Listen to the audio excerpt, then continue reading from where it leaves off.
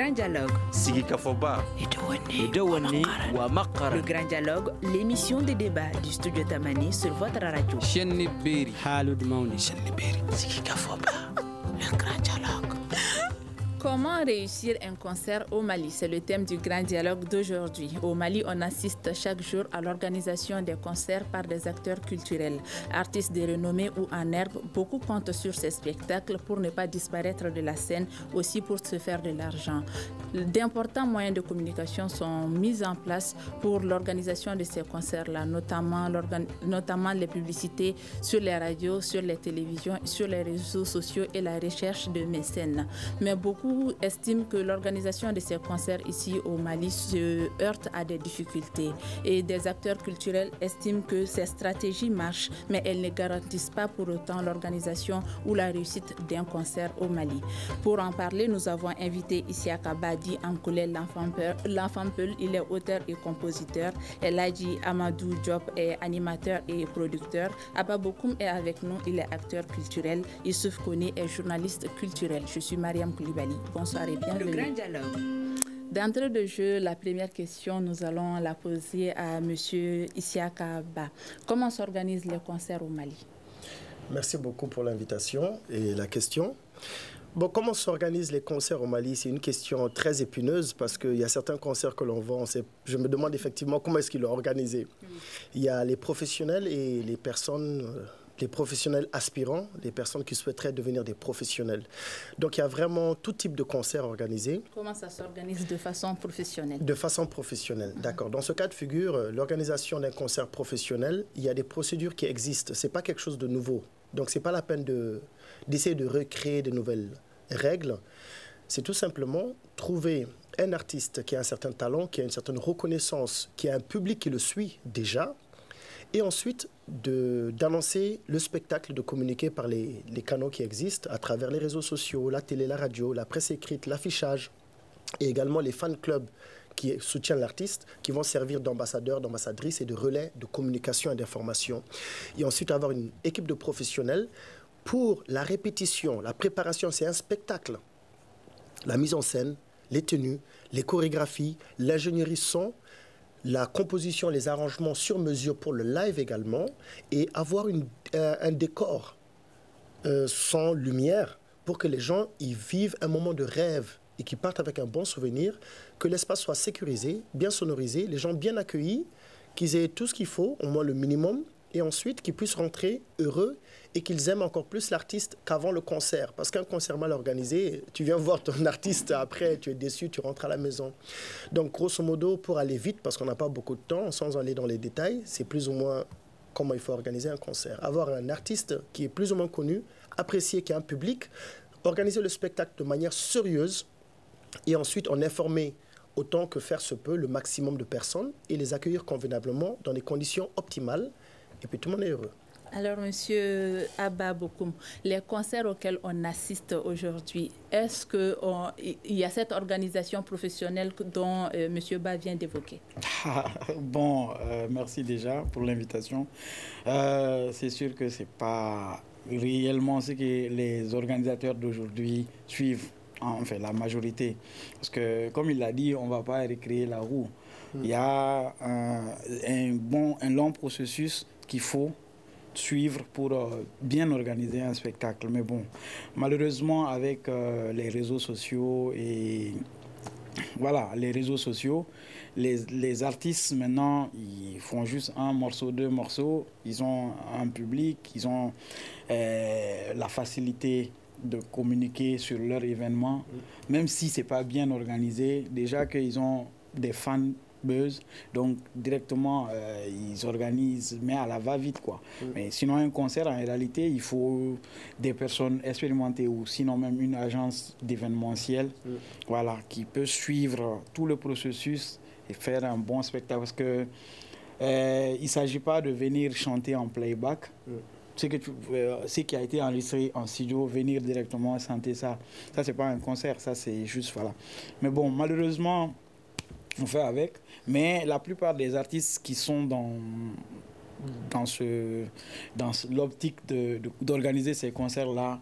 Ils font un concert, 2 concerts, après c'est fini, on ne les voit plus. Parce que ça n'a pas été bien organisé. Le public n'a pas besoin de venir voir, écouter ce qu'ils ont déjà écouté. Donc c'est ce qui joue un peu plus sur... Donc la plupart des concerts, surtout pour les jeunes, hein. Maintenant, pour les vieux comme les Salif et autres, ça c'est vraiment une grosse équipe qui rentre en jeu pour l'organisation. Donc c'est comme ça un peu. Alors, Monsieur Elhadji Diop, comment est-ce que vous appréciez l'organisation des concerts d'aujourd'hui?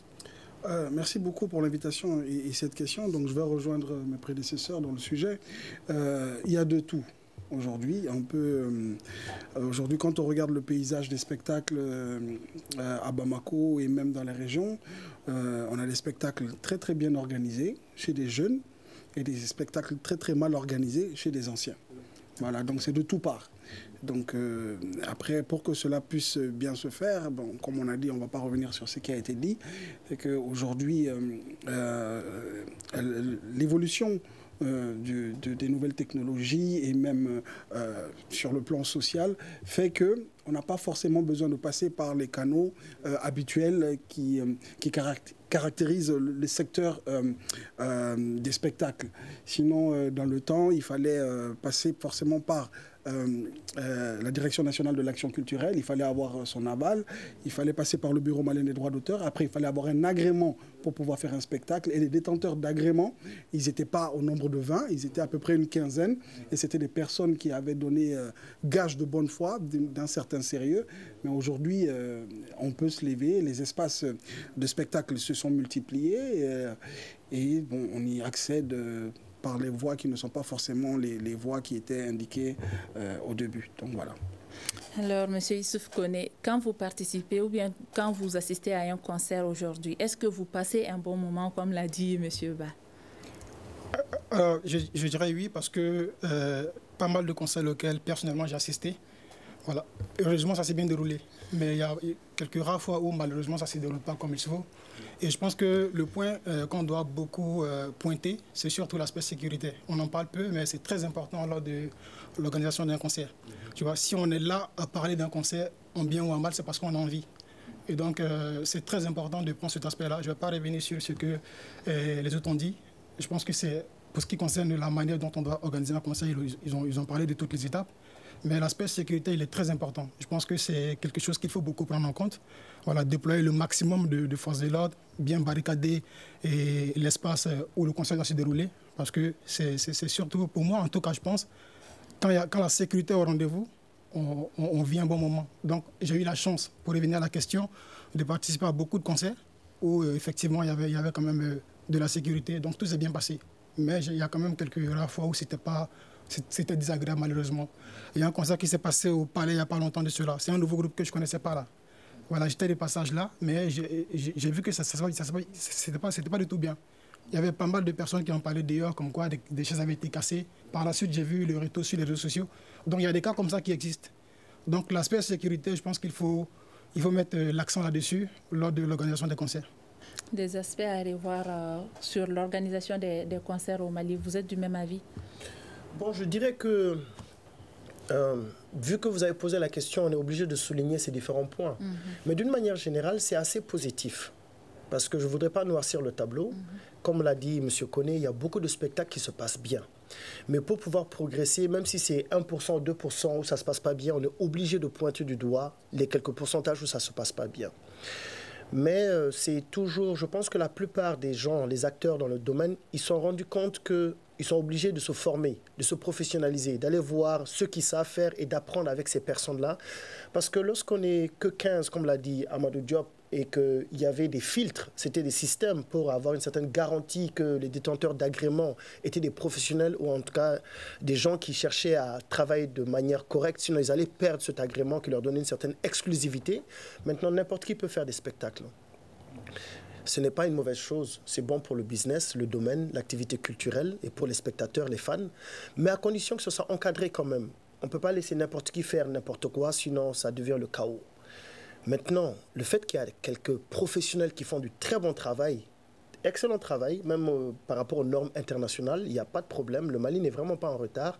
Les autres sont obligés de se mettre à la même hauteur. Maintenant, il y a également l'artiste, comme l'a dit Abba. Il a raison. Tu as des fans qui te kiffent. Tu leur dis, on fait un concert dans mon garage, tout le monde va venir. Mais ils vont venir qu'une ou deux fois. Parce qu'ils t'ont vu, ils ont été déçus. Ils ne vont pas revenir. Le fait, c'est que tu vas faire un one-shot. C'est comme la mentalité du buzz. Si tu fais le buzz, c'est bien, mais tu ne vas pas faire une carrière de 20 ans avec le buzz, non. On allait en venir. Exactement. Oui. Donc, du coup, ce qu'Abba dit, lorsque les gens, ils te kiffent, ils viennent te voir une première fois, deux fois, parce qu'ils te kiffent, il faut que tu leur donnes quelque chose à la hauteur de ta réputation. Si tu ne leur donnes pas ça, tu les as perdus, en fait. Mais qu'est-ce que l'artiste doit faire en amont, avant l'organisation du concert? Comment il doit se préparer? Avant l'organisation, je pense d'abord, comme on l'a dit, il faut d'abord travailler avec les personnes qui sont expérimentées. Parce qu'un concert, ce n'est pas seulement venir chanter. Il y a le matos qui doit accompagner, il y a la lumière. Il faut, en fait, un concert, c'est vraiment un événement. Quand on organise un concert, il faut que ça soit un spectacle. Et le spectacle, il y a des jeux dedans, Job en sait beaucoup. C'est surtout ça. Mais en plus de ça, il y a aussi la date. Par exemple, quand vous organisez un concert pour les enfants qui ne sont pas salariés, il ne faut pas prendre, par exemple, une date en mi-mois. Parce que ça trouve qu'ils prennent l'argent avec des parents et autres qui n'ont pas encore reçu leur salaire et tout. Donc, il y a tout ça qui rentre en jeu. Donc, il y a la période, peut-être, sauf si ça coïncide sur des périodes de fête, là, c'est autre chose. Donc, et il faut travailler avec des professionnels, surtout. Il faut travailler avec des professionnels. Il ne faut pas que ça soit juste mon petit grain qui organise mon concert. Sinon, ça peut... Même le concert dont il a évoqué, c'est un groupe qui a organisé, et MSD, c'est ça le groupe, le nom du groupe. Et il y a d'autres concerts qui ont encore échoué parce que les gens qui viennent, souvent, ils ne sont pas satisfaits de ce qui s'est passé, ou souvent, l'artiste n'a pas eu le temps de prester, l'occupation scénique n'était pas à la hauteur. Donc, du coup, tout ça, ça fatigue, quoi. Donc, mais voilà. Quand est-ce qu'un artiste doit décider de faire un concert? Ou bien quand est-ce que les acteurs culturels doivent avoir confiance à un artiste pour le mettre sur scène et qu'il fasse un concert? Pour répondre à cette question, déjà, qu'est-ce qu'un artiste? Voilà. Donc, et comment est-ce qu'il doit grandir, se développer, etc. Donc, je pense que pour répondre à cette question, c'est très simple. C'est-à-dire qu'il y a ce qu'on appelle le plan de carrière pour un artiste. Et après, il y a la direction artistique de tout ce que l'artiste produit. Le plan de carrière, c'est quoi? C'est un artiste qui se dit, bon, oh, voilà, il y a un producteur derrière, ou l'artiste est en autoproduction. Il se dit, je commence aujourd'hui, en janvier, et en décembre, je fais un palais. Donc maintenant, avant d'arriver au palais, il y a des actions. Je sors un clip à telle date, je rentre en studio en période de création à telle date, où je me retire et je commence à écrire. Je rentre en studio à telle date, je fais des photos à telle date, je fais des plateaux télé à cette date, ainsi de suite. Et voilà, ça se construit comme on décide de construire une maison, comme on décide de lancer une marque, etc. Parce que l'artiste, il faut le considérer comme un produit, comme du pétrole ou comme du diamant, voilà, parce que c'est des perles, ils peuvent nous amener tout ça. Donc, il y a cette construction à faire là. Donc, ce n'est pas... Il y a certains artistes qui ont cette capacité. Aujourd'hui, un monsieur comme Amkoulel a cette capacité-là. C'est pour ça qu'aujourd'hui, il dépasse la sphère que de l'artiste. Il a toujours été en autoproduction, il développe d'autres choses, etc. Mais tous les artistes n'ont pas cette faculté-là. Donc, lorsque vous n'avez pas cette faculté, il faut savoir vous entourer de personnes qui peuvent vous accompagner. Voilà, donc ça c'est la première partie. La seconde partie, qu'est-ce qu'il faut faire pour qu'un spectacle se passe bien et comment cela s'organise? Je vais rebondir sur ce qui a été dit par M. Abba Bokoum. Il y a tout un aspect qu'il faut prendre en compte. Il y a le moment, il y a le lieu, il y a les aspects de la direction artistique. C'est-à-dire que vous décidez qu'à un moment donné, ma chanson parle de cela. Donc, les gens l'ont déjà entendu. Peut-être qu'il va falloir l'illustrer sur scène. Voilà, il va falloir l'illustrer sur scène. Ce travail se fait généralement au Mali lors des concerts. Si vous avez eu l'occasion d'assister au dernier concert de Tata Pound, Voilà, donc vous allez savoir de quoi je parle. Le dernier concert de Tata Pound qui s'est passé au Palais de la Culture, c'était pas un concert, c'était un spectacle monté de A jusqu'à Z. C'est-à-dire chaque morceau, les morceaux étaient introduits. Déjà, on a commencé avec l'hymne national, tout un symbole. Et après, il y a eu des interventions, notamment celui de Ankoulel, à un moment précis du spectacle. Rien n'est improvisé. Les autres artistes de la même génération sont arrivés à un certain moment. Et tout cela est préparé. Il y a eu un mois de préparation, de répétition, d'écriture en amont. Donc c'est comme ça que cela se prépare. Récemment, le plus grand spectacle qui a fait le buzz partout, c'est la tournée de Beyoncé, où des artistes ont quitté les États-Unis pour aller la suivre en Europe. Mais quand vous voyez ce spectacle, vous vous rendez compte que et les tenues, et la lumière, et la chorégraphie, et la mise en scène de sa fille pour la première fois, des stylistes ont été engagés, etc. Il ne faut pas peut-être engager les mêmes moyens parce que nous n'en avons pas, mais nous disposons des choses à notre échelle, comme nous l'avons fait sur le spectacle de Tata Pound. Et pour en revenir, je vais peut-être, vous vous en souvenez pas, le premier concert du collectif Ghetto Cafri au Palais de la Culture. Ça a été organisé par, en collaboration avec la structure de M. Ismaël Balo. Et on l'avait couplé avec Raga Battle Motar Koudrou Clash Party. La première fois où les Ghetto Cafri ont été présentés au public, et ça s'est passé sous la pluie, ils avaient un buzz monstre. Le spectacle a été introduit par ATT Junior, qui a surfé sur la vague d'un clip qui avait été fait, qui s'appelait Pankapouti. Et comme c'était un collectif, mais dans ce collectif, il y avait que Memo et Gaspi qui étaient les plus connus, mais que c'était un collectif. Donc c'est un spectacle qui a été monté du moins connu au plus connu. Et à chaque interlude, il y a quelqu'un qui arrivait pour présenter, etc. Et le spectacle s'est terminé avec Memo et Gaspi, avec ATT Junior qui arrivait en policier. Donc il y a du jeu. Et plus récemment, le dernier concert des Nigafama, ils ont à la place de l'indépendance, ils ont installé une espèce de kiosque de vente où on prend le café dans la rue. Donc c'est ça la direction artistique. C'est vers cela qu'il faut aller. Donc c'est pour ça, tout à l'heure, j'ai tenu à rétablir, parce qu'il ne faut pas qu'on rentre dans un conflit générationnel. Les anciens font bien les choses, les jeunes le font bien. Moi, aujourd'hui, je peux dire que les plus grandes innovations sur scène ont été faites au niveau de la culture urbaine, dont je me revendique, mais aussi de la jeunesse, dont c'est le rôle d'innover aussi. Voilà. Même s'il y a on va dire que les choses qui ont fait le plus de bruit aussi sont arrivées de la jeunesse. Il faut le noter. Youssouf Koné, le choix du lieu, est-ce que c'est important? Le choix du lieu, oui, il peut être important, il peut être déterminant parce que quand tu connais ton public, tu sais où la voir. Quelqu'un qui cible l'Institut français, c'est pourquoi il a ciblé l'Institut français, parce qu'il y a un public bien défini qui va là-bas. Tu vois, moi qui travaille un peu aussi dans le domaine du théâtre, voilà, je parle sous le contrôle d'Amkoulel. Tu vois, aujourd'hui, le théâtre au Mali, c'est un luxe. C'est vraiment un luxe, quoi. Je ne parle pas du côté bas, qui est connu comme ce théâtre-là qui se déroule à l'air libre. Mais aujourd'hui, le théâtre qu'on a importé de l'Europe, c'est un luxe. Parce qu'il faut le faire dans une salle. C'est assez élitiste. Justement, voilà. Qui demande beaucoup de moyens, un endroit bien, avec la sonorisation, tout ce qu'il faut. Tu vois, tout le monde n'a pas accès à ça. Donc, quand je décide de faire un spectacle de théâtre dans un endroit comme l'Institut français, je sais qu'il est minimum à 10 000 francs. Tout le monde n'a pas 10 000 au Mali. Voilà. Et nous, on a bossé sur un projet avec une association qui s'appelle Culture en Partage. On a décidé comme ça d'aller dans les quartiers. Donc, on recrute des comédiens, on bosse avec eux. Et au lieu que ce soit le théâtre, eux qui viennent au théâtre, c'est le théâtre qui va à eux. Ouais. Donc, on a compris que pour toucher telle cible, il fallait qu'on choisisse tel lieu. Et quand c'est un spectacle qui a été fait avec de gros moyens et qu'il faille forcément que de l'argent vienne en retour, on est obligé de le faire à l'Institut français. Et là, on sait que quand on le fait ici, on peut avoir des ministres, des directeurs de sociétés, etc., des gens qui sont quand même aisés, entre guillemets, qui peuvent participer. Donc le lieu, c'est très important. On va peut-être parler de AD, de Black AD, dont le concept, malheureusement, ne s'est pas bien déroulé. Bon, c'est vrai qu'elle a reçu, entre guillemets, beaucoup de soutien, mais beaucoup de personnes également lui ont dit qu'elle avait tapé poteau. Voilà. Donc, moi, je trouve que c'est malheureux parce que pour une artiste qui débute, elle n'a besoin que de soutien. Tu vois? Et des erreurs, tout le monde en fait. Elle a peut-être péché en le faisant tout de suite au palais. Voilà, mais on apprend toujours, quoi. Pour moi, c'est pas un échec. Moi, je n'appelle pas ça un échec. Tu vois? Et c'est une artiste qui est bien connue aujourd'hui, avec seulement Mali.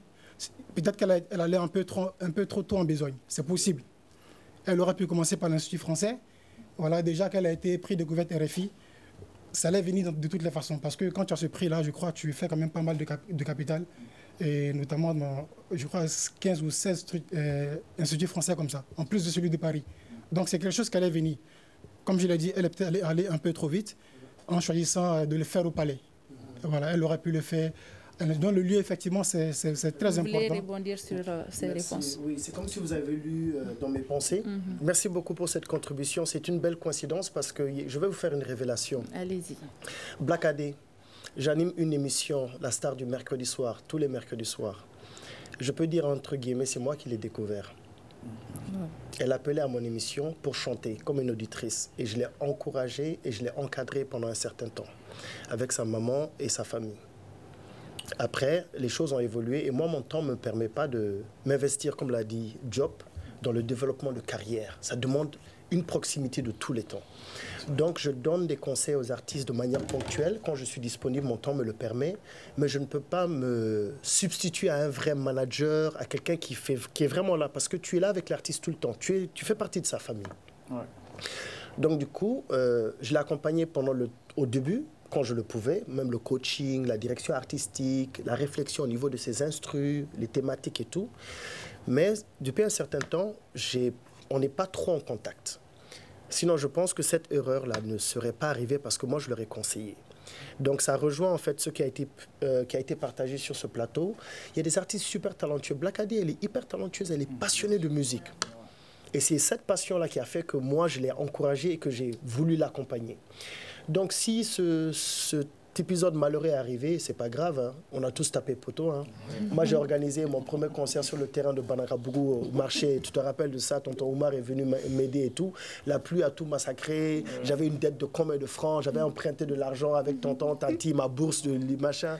J'avais mon premier concert quand je l'ai organisé. Je devais avoir 15 ans. Il y a eu beaucoup de chance, il n'y avait pas Internet. Voilà, il n'y avait pas Internet, exactement.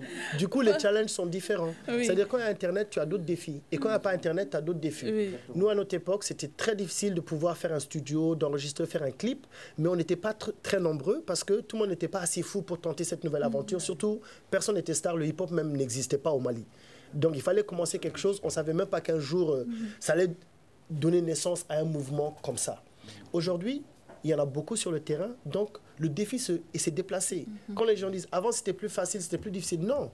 Le problème était différent, le challenge était juste différent. Sinon la vie là, c'est des challenges. Si tu ne veux pas de challenge, eh ben, tu vas de l'autre côté. Alors monsieur Ababokoum, vous êtes acteur culturel et pour l'organisation d'un concert, la communication est vraiment importante. Disons, c'est la base. Maintenant, ça se passe plus sur les réseaux sociaux, notamment à travers le buzz. Comment est-ce que vous appréhendez ce buzz-là dans l'organisation d'un concert? Est-ce qu'il faut ça nécessairement pour réussir son concert? Bon, ça c'est une question très, comme on l'a dit. En fait, la communication pour un concert, ça dépend de l'artiste en fait. Il faut d'abord cibler le public, la cible, c'est ça d'abord. Maintenant, après ça, on sait comment communiquer et sur quel canon utiliser. Parce que, par exemple, pour un concert de Salif Keita, par exemple, on n'a pas besoin de communiquer dans les écoles ou cibler des jeunes des écoles pour... des caravanes. Voilà, ou des caravanes.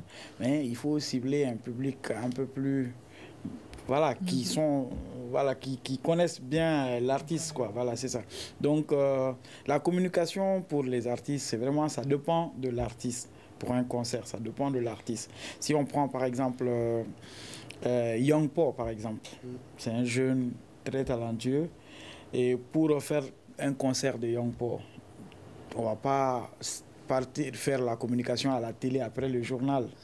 Mais c'est vraiment, voilà, il faut créer du buzz, pousser l'artiste à lancer quelques pics.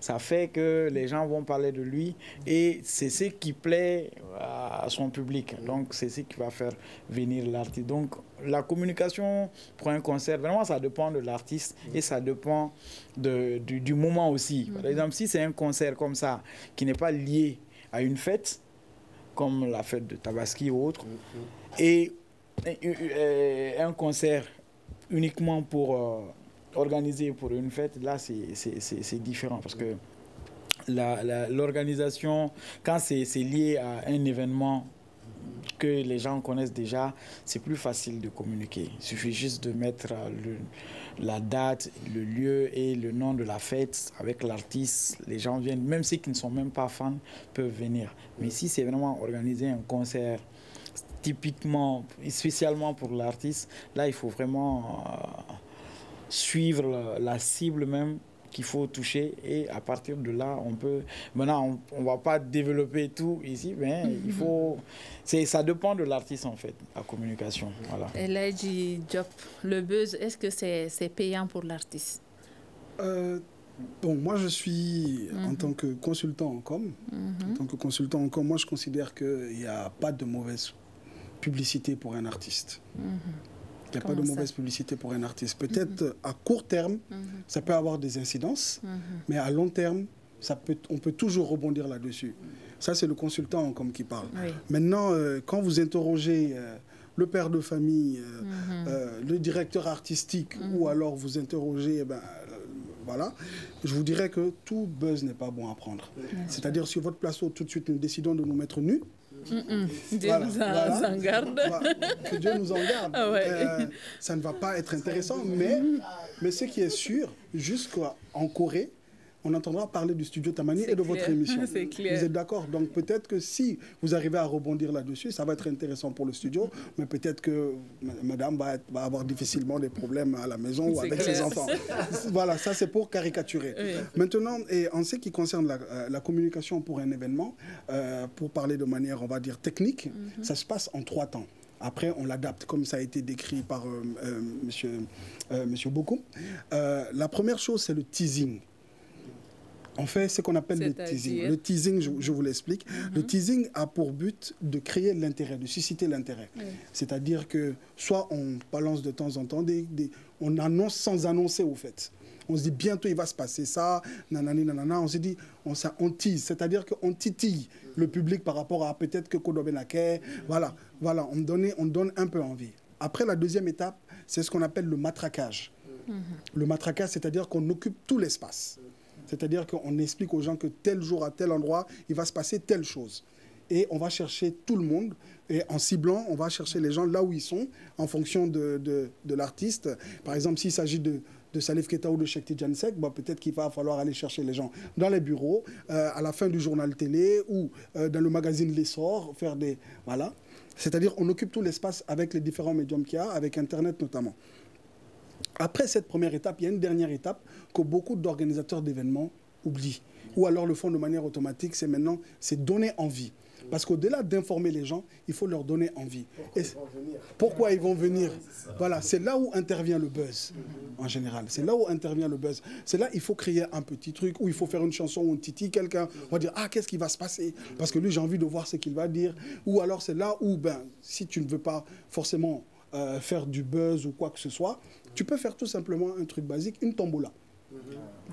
C'est là où ce sont ces 3 étapes-là qui rentrent en ligne de compte. On fait une tombola, où on dit, voilà, ou alors on dit, il y a un morceau inédit que personne n'a entendu, que vous allez entendre sur ce lieu-là. Voilà, ce sont les 3 différentes étapes du buzz par rapport... Mais aujourd'hui, malheureusement, tout se fait autour du buzz. C'est-à-dire, on commence par la fin. Sous prétexte qu'il y a, on a entendu parler de quelqu'un, on ne calcule plus si c'est quelqu'un, est-ce qu'il est prêt pour produire quelque chose de concret? Est-ce qu'il a communiqué assez pour,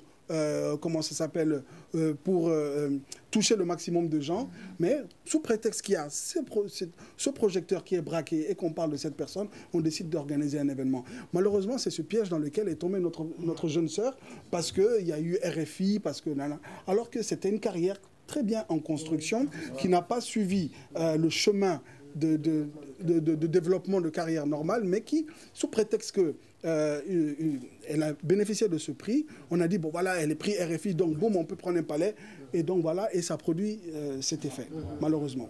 Alors, Youssouf Koné, est-ce que le buzz a un impact sur la carrière de l'artiste? Déjà, je pense que c'est important qu'on essaie de parler un peu de...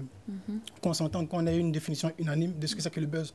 Voilà, parce que quand on parle de buzz, c'est un mot anglais, hein, mais ça renvoie un peu à un bruit qui court, à une sorte de rumeur. C'est-à-dire on fait passer justement, on fait passer le consommateur ou celui-là qui doit faire la promotion du produit. Tu vois, au lieu que ce soit ceux qui ont le produit qui doivent venir faire la promotion, ils mettent en place une stratégie qui amène le consommateur lui-même à faire la promotion parfois inconsciemment. Voilà, donc peut-être je pourrais prendre le cas de... Déjà, Diop parlait de quelque chose d'assez intéressant, le teasing, le matraquage, etc. Ça me rappelle une histoire très intéressante concernant un rappeur français du nom de Sofiane. Je parle sous le nom de... sous le contrôle de Damkoulel. En 2016, qu'est-ce qu'il a fait? Il a commencé une série de freestyles qui s'appelait « Je suis passé chez So » en 2016. En 2017, il a fait un clip intitulé Toka. C'était un morceau qui était extrait de son album qui devait sortir en 2018. Et qu'est-ce qu'il a fait? Il a carrément bloqué une autoroute. Ouais. Ça, c'est quelque chose de dangereux en France. Ouais. C'est quelque chose de dangereux. Parce que tu crées un embouteillage, c'est possible qu'il y ait des gens malades, qu'il y ait une urgence, mais il l'a fait quand même. Tu vois, quand on le dit en une publicité, en bien ou en mal, c'est une publicité dans tous les cas, ça fait parler de toi. Et donc, il est conscient de cela, il sait qu'il va prendre quelques mois, voilà, sinon peut-être sursis, avec quelques milliers d'euros à payer. Il le sait, il est conscient de cela. Il le fait quand même.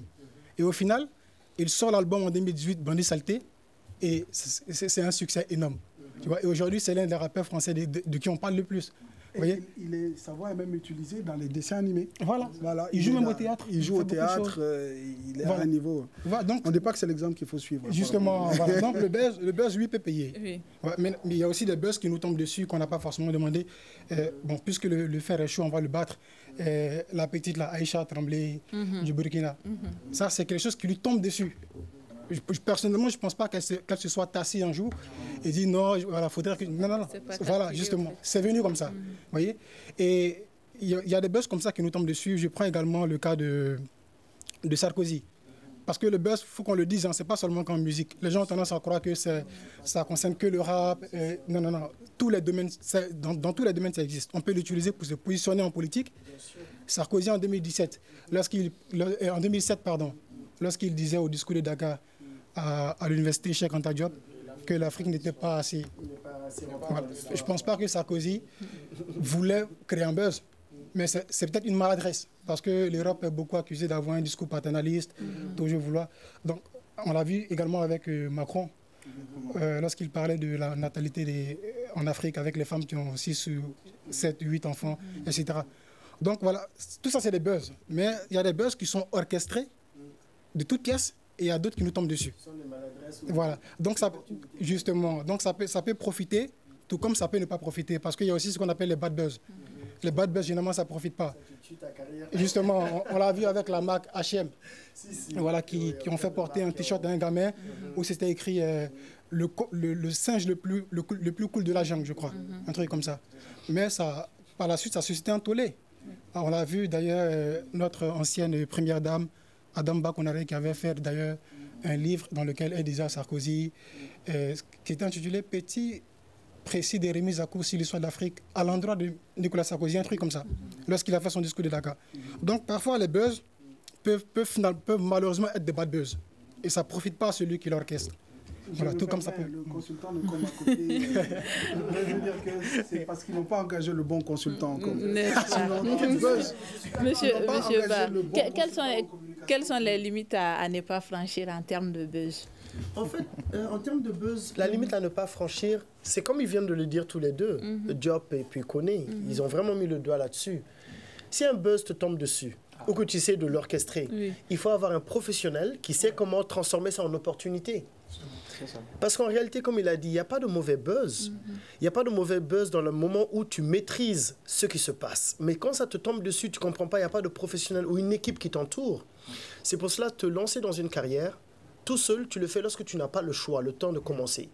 Mais si tu es en mesure de t'entourer d'une équipe, ce qui est de plus en plus faisable, parce qu'avec les nouvelles technologies, tu vas sur les réseaux sociaux, il y en a qui sont intéressés par le hip-hop, le théâtre, la culture, qui ne sont pas forcément des artistes. Mais dont l'artiste a besoin de son équipe. permanemment. Il y a la gestion administrative, financière, la logistique, il y a plein de choses. La personne va se former. Toi, tu es l'artiste, mais l'artiste est une entreprise. Comme l'a dit Job tout à l'heure, c'est un produit. Donc l'artiste est le visage, mais il y a 20, 50 personnes derrière lui. Et sans ces personnes-là, il ne va nulle part. Donc chacune de ces personnes doit se professionnaliser dans son domaine. Donc là, il est entouré d'une bonne équipe. Même si un buzz lui tombe dessus, il y a quelqu'un, 2, 3 personnes qui lui diront « Oh, non, mais ça, c'est trop cool. On va faire ci, ça, ça et ça. » Et on saura comment on pourra vendre plus d'albums, faire plus de place. Parce qu'on parle de moi. On parle de moi, mais qu'est-ce que j'ai à vendre? Une fois que j'ai attiré l'attention des gens chez moi, il ne faut pas que les yeux m'avalent, qui me mangent. C'est toi qui dois manger grâce à ces yeux qui te regardent. Oui, vous voulez répondre. Expliquer que du pire bad buzz, qu'on peut dire comme ça, du pire buzz, il y a toujours quelque chose à en tirer. Le pire exemple, c'est, comme on est dans la musique, c'est R. Kelly. R. Kelly qui a traversé, on va dire, des décennies comme le plus grand chanteur de R&B. Dans les dernières années de MeToo, etc., il a été exposé au monde comme étant un pédophile, un violeur, un abuseur, etc. Il a eu le jugement, il est parti en prison. Mais son équipe derrière, R. Kelly n'a jamais vendu autant d'albums que pendant ce procès-là. Et les films, ce que les gens ignorent, c'est que les films qui ont été faits autour de sa personne ou des femmes qui ont été agressées et viennent témoigner, R. Kelly touche des droits sur ce documentaire-là. Oui, parce que ces chansons sont utilisées et que sa maison de production a donné le droit qu'on utilise ces chansons-là dans ce film. Et étant en prison, il a organisé un concert. Il a dit qu'il est... Parce que le droit lui permet même d'enregistrer des albums. Et il y a des gens qui, par rapport à ce buzz, sont envie, qu'ils l'aiment ou qu'ils l'aiment pas, ont envie de savoir qu'est-ce qui se passe derrière. À sa sortie de prison, s'il est bien accompagné, il peut se racheter. Parce que la loi et la société le permettent. Voilà. Et parce qu'il y a toujours une version A et une version B. Après, la morale n'a pas sa place. On est en train de parler de business, on est en train de parler de carrière. Donc après, c'est pour ça que c'était juste pour illustrer ce qui se dit par rapport au buzz. On est à pratiquement la fin de l'émission, il nous reste juste 10 minutes. L'exemple de Diop est vraiment intéressant parce qu'il a parlé d'un cas qui est vraiment immoral. Je ne sais pas s'il est coupable ou pas. Ce n'est pas cela la question. Mais la thématique, ce qui lui est reproché à tort ou à raison, c'est quelque chose d'inacceptable pour nous, moralement, religieusement, pour plein d'autres raisons. Mais il a expliqué comment il a pu tirer son épingle du jeu. Et au finish, quand il va sortir, il peut toujours se racheter parce qu'il peut mettre en place une fondation, une institution. Il va venir en aide de telle sorte que cela ne se reproduise plus jamais. Tout ça. Donc, en réalité, si tu transformes une mauvaise aventure et que tu sais comment gérer le buzz, tu peux faire beaucoup de bien autour de toi et beaucoup de bien à ta propre personne. Alors, M. Abba Abokoum, qu'est-ce qui garantit la réussite d'un concert? La réussite d'un concert, d'abord, il faut que l'artiste travaille déjà avec une équipe bien professionnelle. On en connaît déjà, par exemple, Sidiki, il est en train de former ses amis qui sont devenus ses agents, et en même temps que le concert soit organisé par des spécialistes, et forcément avec un conseiller en communication, voilà, donc, ou une agence d'événementiel, parce que ça va de pair. Mais il ne faut pas que l'équipe qui gère l'artiste se hisse en organisateur de spectacle. Ça ne peut pas marcher. Parce que, sauf s'ils ont été formés pour ça. Voilà, sauf s'ils sont, voilà, bien sûr. Comme, voilà, parce que nous, on a été dans son équipe. Donc, en fait, c'est vraiment ça, quoi. Il faut des personnes qui sont douées et qui ont l'expérience et l'expertise. Et en même temps, comme tout ce qu'on a dit sur ce plateau, choisir la bonne date, le bon lieu, et voilà. Donc, en gros, c'est un peu ça, pour vraiment que le concert puisse marcher. Et maintenant, par rapport au buzz, nous sommes dans un monde de buzz maintenant. On n'a plus le choix. Tout le monde fait des buzz. Voilà, on n'a plus le choix. Maintenant, on n'a plus le choix. Est-ce que les organisateurs de conseils tirent profit de ces concerts-là, en termes de finances? Bon, en termes de finances, ça, c'est un sujet assez complexe parce que les mécanismes évoluent. On va dire, j'ai pas envie de dire nous de notre temps, mais au début, quand nous on commençait, c'était très simple. C'est-à-dire qu'il fallait avoir le bon artiste. À partir du moment où on a un bon artiste, on va proposer de la visibilité à des structures qui ont besoin de communiquer, qui sponsorisent et l'événement se fait. Avec ce sponsoring et les tickets, on s'en sortait. Mais aujourd'hui, c'est devenu un peu plus compliqué puisque les sponsors ont considérablement réduit leur investissement dans les spectacles. Et après, on peut discuter des raisons. Mais à côté, il y a d'autres filières qui se sont développées.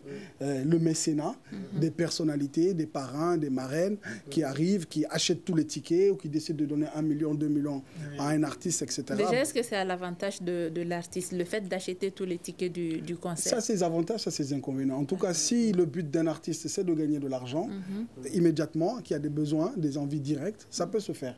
Et tout revient à une question d'accompagnement derrière, parce que tout est une question d'argent. Tout est une question d'investissement, l'artiste étant un produit qu'il faut rentabiliser. Donc tout investissement est intéressant. Après, tout dépend de ce que l'on en fait. Après, si vous avez l'habitude de vous faire acheter tous vos places et offrir gratuitement, ne vous étonnez pas un jour quand vous allez demander à des gens de venir acheter vos places qu'ils n'aient plus envie. Il y a aussi, ce sont ces risques.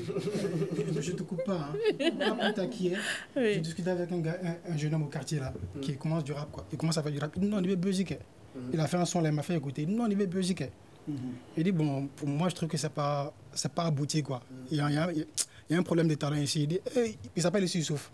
Il dit Homo, elle veut talent de là, on veut voir de là, oui. Voilà, tout est une question d'objectif. Il me l'a dit clairement comme ça. Donc c'est une réalité quoi. Parce que, voilà. Donc les producteurs de spectacles peuvent en tirer leur compte, peuvent tirer leur compte du jeu s'ils arrivent à bien manager, mais après toute une question de durée et de management. Alors Monsieur Youssouf Koné, qu'est-ce qu'il faut aujourd'hui pour que les concerts au Mali, comme vous l'avez dit, hein, ça s'organise déjà de façon professionnelle, mais que ça s'améliore davantage? Bon, c'est les faits dans les règles là, simplement. Bon, je pense que je vais juste paraphraser ce qu'ils ont dit. Hein. Voilà, se référer aux structures qui sont habilitées à le faire. Voilà, il y a des structures qui ont vraiment l'agrégation pour ça, qui s'y connaissent. C'est très important. Il y en a pas mal au Mali. La structure de Abou fait un excellent boulot, je trouve. Voilà, il y a beaucoup de structures comme ça. Il faut vraiment s'approcher de ces structures-là, leur parler de ce qu'on a envie de faire en termes de concert, etc. Et puis ensemble, on met en place un plan de communication qui peut faire en sorte que le concert se passe dans les meilleures conditions. C'est tout. Il faut juste s'approcher des professionnels. Maintenant, si on pense qu'on a les capacités, parce qu'aujourd'hui, il y a des artistes qui ont atteint un certain niveau, qui ont beaucoup de moyens et qui décident de mettre en place leur propre structure. Ça existe beaucoup en Europe, en Afrique, partout on en trouve aujourd'hui. Donc, si on est sûr qu'on a les capacités, les moyens nécessaires pour le faire, il n'y a pas de souci. Mais si on n'est pas certain, il faut s'approcher des pros, quoi. Et même dans ce cas, tu es obligé de travailler avec des professionnels. Si tu crées ta propre structure, tu embauches des professionnels. Donc en fait, tu as tout à fait raison, je te rejoins. Juste si vous me permettez, il y a une question que vous avez posée à Abba, à laquelle vous avez demandé qu'est-ce qui garantit la réussite d'un concert. Abba a donné la réponse gentille qui rassure. Rien ne garantit la réussite d'un concert. Quand tu investis dans un concert, tu acceptes de tout perdre. Ouais, c'est le risque. C'est le secteur le plus à risque dans notre domaine musical. L'investissement dans un spectacle. C'est pour ça la règle de base, il ne faut jamais investir ton propre argent. Tu cherches des sponsors, des partenaires, c'est la règle de départ. Il ne faut jamais mettre ton propre argent, sauf si tu es un mécène. Parce que tu ne cherches pas l'argent, tu cherches le nom ou le soutien que tu veux donner à l'artiste. Donc voilà. Alors, les artistes au Mali, qu'est-ce qu'ils doivent faire? Se focaliser sur des spécialistes ou bien avoir du talent, comme l'a dit Monsieur Koné? Est-ce que le talent est forcément nécessaire? Il faut se focaliser, travailler avec les professionnels dans le domaine, ceux qui font des clips, scènes, décors, présence scénique, direction artistique, communication. Et il faut avoir du talent. Le talent, c'est du travail. 99% de travail et 1% de ce que Dieu t'a donné à ta naissance. Alors, le talent, c'est du travail. Il faut bosser, bosser, bosser pour que les gens viennent te voir une fois et qu'ils viennent te voir 1000 fois. C'est la fin de ce débat. C'est 3% de travail et 97% de communication. Et voilà, c'est ça. C'est la fin de ce débat. Le thème était comment réussir un concert au Mali. Nos invités étaient Isiaka Badi Ankoulé, l'enfant Peul. Il est auteur, compositeur. Il a plusieurs casquettes, comme il a dit sur ce plateau. Il y avait M. Eladji Amadou Diop El Pacifico, animateur, producteur. Et Abba Bokoum, acteur culturel. Youssouf Koné, journaliste culturel. Je suis Mariam Koulibaly. J'ai eu le plaisir de vous présenter cette émission qui a été coordonnée par Sekou Gadjigo. À la technique, il y avait Noundire et Adjaratou Traoré. Merci et à la prochaine. Bonsoir.